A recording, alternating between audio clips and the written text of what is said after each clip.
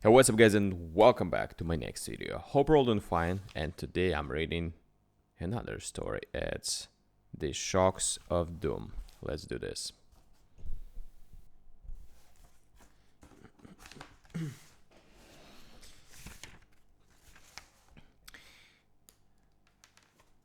There is an aristocracy of the public parks and even of the vagabonds, who use them for their private apartments. Wallians, Wallians felt rather than knew this, but when he stepped down out of his world in the house, his feet brought him directly to Madison Square. Raw and ast- ast- astringent as a schoolgirl of the older order, Yon May breathed aus- austerely among the budding trees. Willens buttoned his coat, lighted his last cigarette, and took a seat upon a bench. For 3 minutes, he mildly regretted that last hundred of his last thousand that it had cost him when the bicycle cop put an end to his last automobile ride. Then he felt in every pocket and found not a single penny. He had given up this apartment that morning. His furniture had gone toward certain debts. His clothes, save what were upon him, had descended to his man servant for back wages. As he sat there, was as he sat there, what as he sat, there was not in the whole city for him a bed or a broiled lobster or a streetcar fare or carnation for his buttonhole unless he should obtain them by sponging on his friends or by pretenses. False pretenses. Therefore, he had chosen the park, and all this was because an uncle had disinherited disinherited him and cut down his allowance from liberality to nothing. And all that was because his nephew had disobeyed him concerning a certain girl who comes into who comes not into this story. Therefore, all readers who brush their hair toward its roots may be warned to read no further. There was another nephew of a different branch who had once been the prospective heir and favorite. Being without grace or hope, he had long ago disappeared in the mire. Now, dragnets were out of him. He was to be rehabil- rehabilitated, and restored. And so Valence fell gradually as Lucifer to the lowest pit, joining the tattered ghost in the little park. Sitting there, he leaned far back on the hard bench and laughed a jet of cigarette smoke up to the lowest tree branches. The sudden serving of all his life's ties had brought him a free thrilling, joyous elation. A joyous elation. He felt precisely the sensation of aeronaut, the aeronaut, when he cuts loose his parachute and lets his balloon drift away. The hour was nearly 10. Not many longers were on the benches. The park dweller, through a stubborn fighter against autumnal coolness, is slow to attack the advance line of spring's chilly cohorts.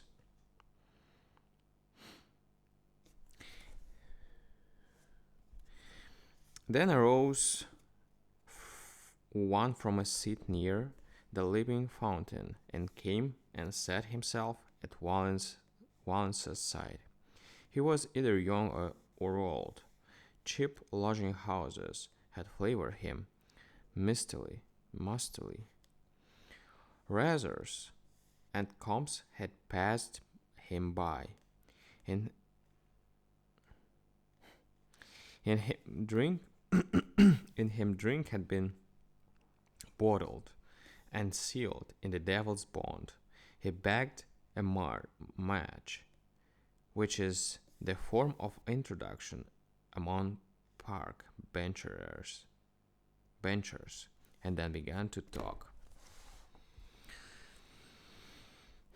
"You're not one of the regulars," he said to Wallace. "I know tailored clothes when I see them. You just stopped for a moment on your way through the park. Don't mind my talking to you for a while. I've got to be with somebody. I'm afraid. I've told 2 or 3 of those boomers over there about it. They think I'm crazy.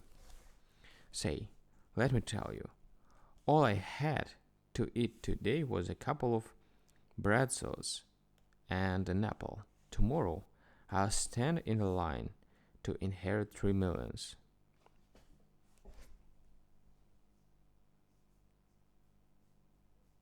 Tomorrow I will stand in a line to inherit 3 millions.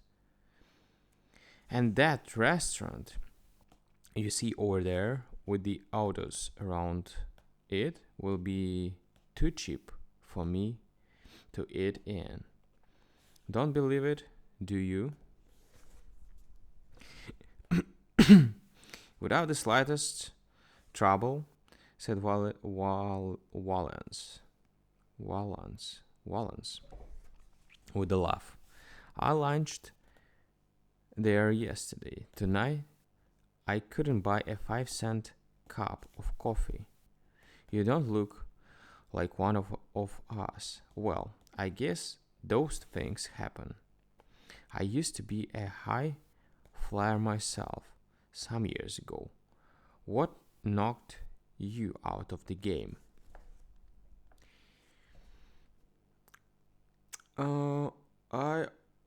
I lost my job," said Wallens.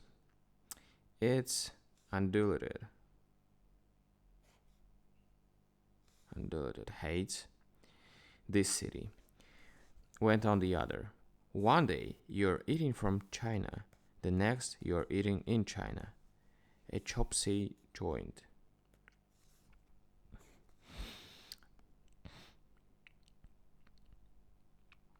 I've had more than my share of hard luck.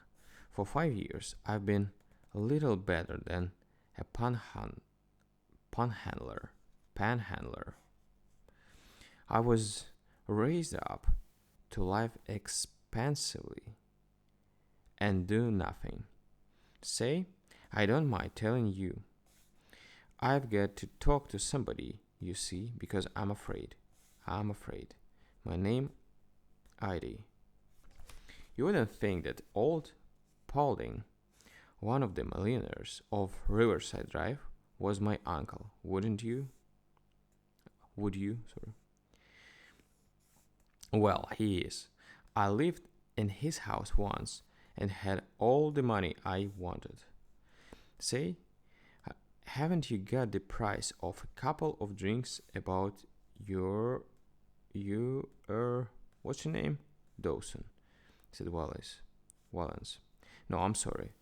I'm sorry to say that I'm all in financially.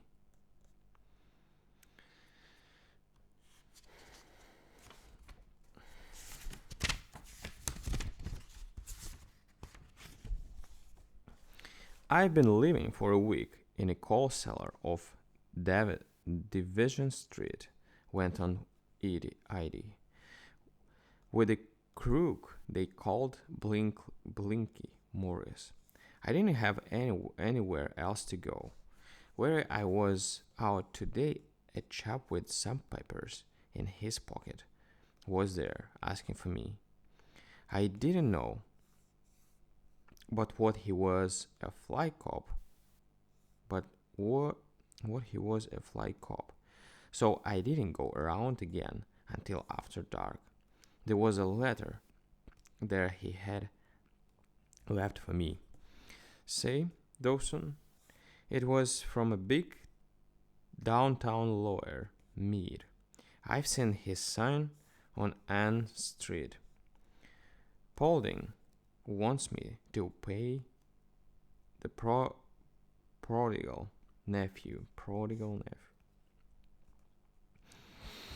Wants me to come back and be his heir again and blow in his money. I am to call at the lawyer's office at 10 tomorrow and step into my old shoes again. Here to 3 million, Dawson, and $10,000 a year pocket money. And I'm afraid.